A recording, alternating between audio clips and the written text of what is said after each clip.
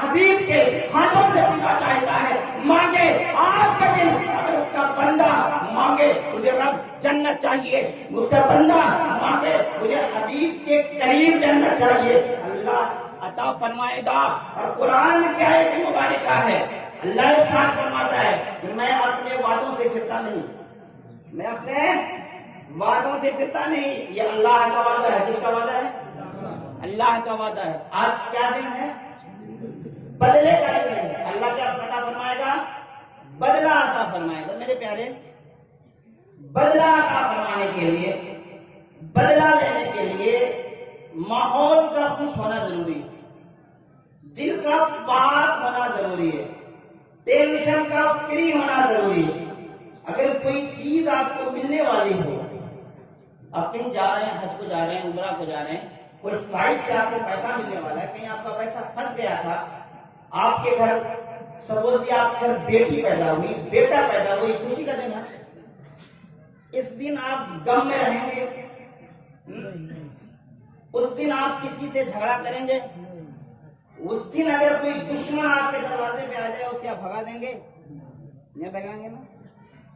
اللہ کے حبیب ارشاد فرماتے ہیں کہ آج کے دن اگر کوئی بندہ کسی بندے سے روٹھا ہوا ہو, آج کے دن اگر کوئی بندہ کسی بندے سے جھگڑا کیا ہوا ہو, آج کے دن اگر کوئی بندہ کسی سے ناراض ہو, اللہ ارشاد فرماتا ہے کہ اگر وہ بندہ خود سے چل کر کے صرف میری رضا کی خاطر, کس کی رضا کی خاطر؟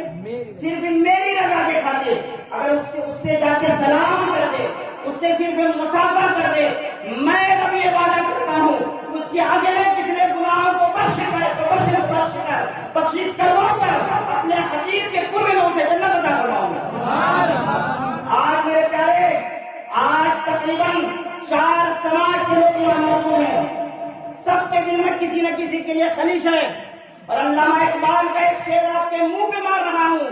علامہ اقبال نے کہا تھا متحد ہو تو بدل ڈالو نظام گلشن, متحد ہو تو بدل ڈالو نظام گلشن, منتشر ہو تو مرو, شور مچاتے کیوں مرو, پھر کیسا شور مچانا کیوں؟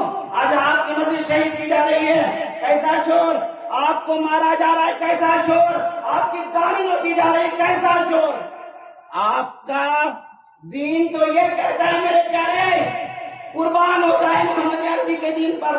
اللہ کے حبیب کے حدیث میں آپ پر کیا ہے میرے پیارے, دل پاک ہو گیا.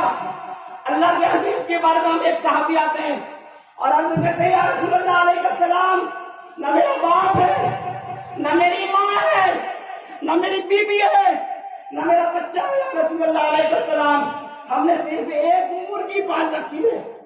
کیا بولا ہے؟ صرف ایک مرغی پال رکھی ہے یا رسول اللہ علیہ السلام, میں کیا کروں اس کے ساتھ؟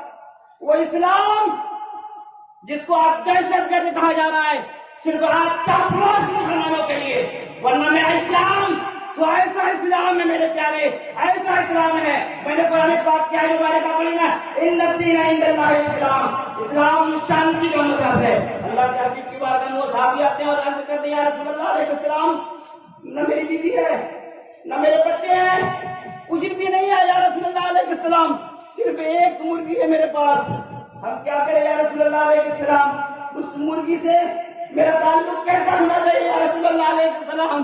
اللہ کے حبیب ارشاد فرماتے ہیں میرے پیارے, اگر آپ کے کلیجے میں ہلکا سا بھی رحم ہے, اور رحم صرف رحمت للعالمین کی امت کے اندر ہوا کرتا ہے, آپ اپنے دل کے کانوں سے اس چیز کو سنیں.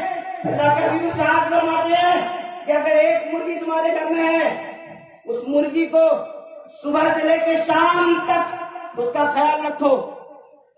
مرغی کا خیال رکھنے کے لیے کہا جا رہا ہے, کوئی صحابی رسول کا نہیں, کسی عالم کا نہیں, کسی جاہل کا نہیں, کسی ویکتی کا نہیں, ایک مرغی کی کیا وجود ہے, ایک مرغی کی کیا وجود ہے دنیا میں. آپ کے گالی کے نیچے آ جائے, آپ اسے چھین کر نکل جاتے ہیں.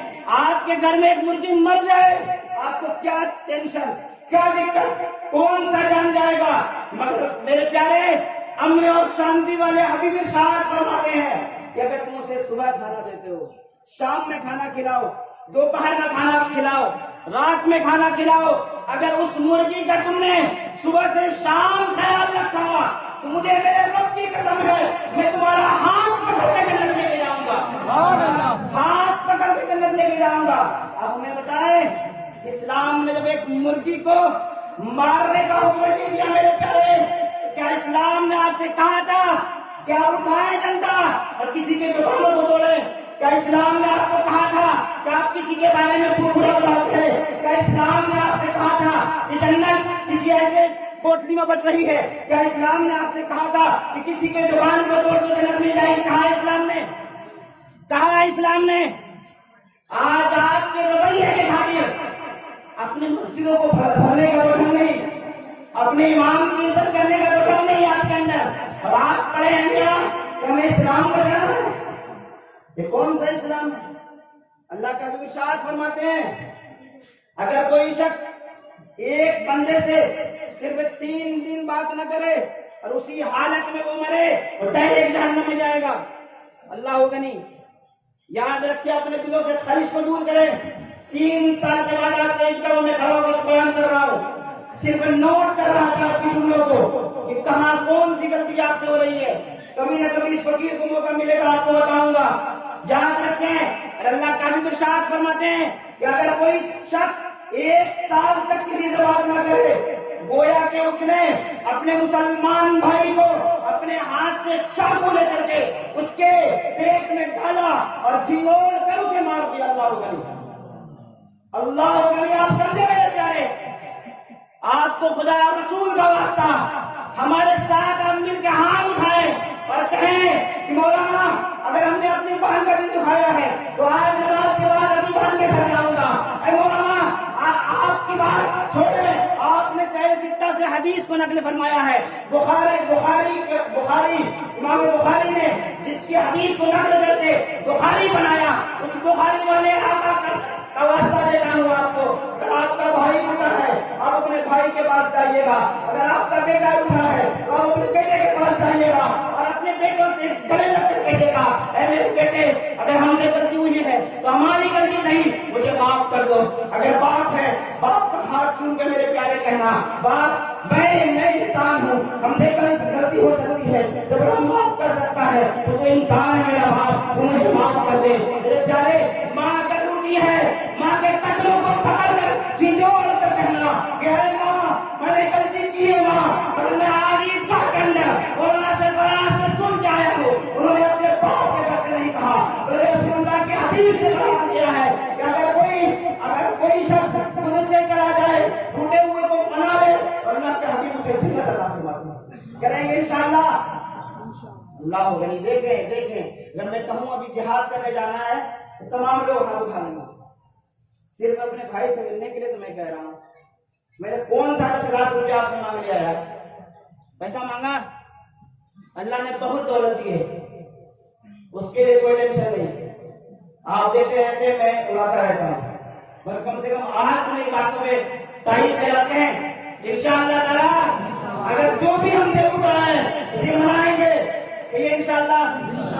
याद रखें मेरे प्यारे, 2-3 जुमला बोल के मैं अपनी बातों को खत्म करता हूँ। 5 मिनट और मेरे पास है। अल्लाह के हबीब नबी रहमत सल्लल्लाहु अलैहि वसल्लम की हदीस से बात है। और एक चीज जो हमारे और आपके दरमियान में रस बस गई है, वो क्या चीज है जानते हैं? एक है नशा। अब वो नशा तंबाकू की शक्ल में हो या वो नशा पबजी गेम की शक्ल में हो, इसराफ, वक्त का नुकसान करना, ये हराम है। क्या है? हराम है। और नशा ऐसी चीज है मेरे प्यारे, अल्लाह का भी इरशाद फरमाते हैं, और आप खुद प्रैक्टिकल करके देख लें, देखें, सोचे, फिक्र करें कि आपके अंदर जो गेमिंग की आदत, आपके अंदर जो नशे की आदत, क्योंकि मैं ऐसा शख्स हूं ना कि गजड़ी से गजड़ी लोगों से मैं हाथ मिलाता हूं। अब हमको देखते होंगे, और मैं अच्छे से अच्छे लोगों के साथ एसी रूम में बैठता हूँ, मेरी आदत है। दूसरे क्या करते हैं खुदा जाने, मेरी आदत है। मुझे सबसे मिलना है क्योंकि मुझे दीन का काम करना है। दीन के काम करने के लिए आपको फासिक से भी मिलना पड़ेगा, फाजिर से भी मिलना पड़ेगा, अच्छे से भी मिलना पड़ेगा, बुरे से भी मिलना पड़ेगा। تو آج جو ہے ہمارے معاشرے میں یہ چیز نہیں تھی ہمارے یہاں. میں 5 سال سے ہوں نا، 5 سال پہلے نہیں تھی یہ چیز.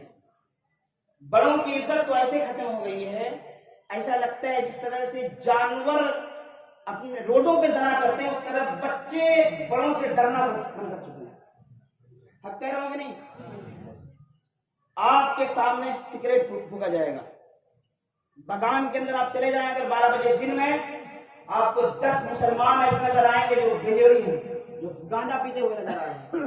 10 مسلمان آپ کو ایسے نظر آئیں گے. اب بغان کا سر اگر کر لیں تو آپ کو کم سے کم 200-300 بوتل نظر آئے گا.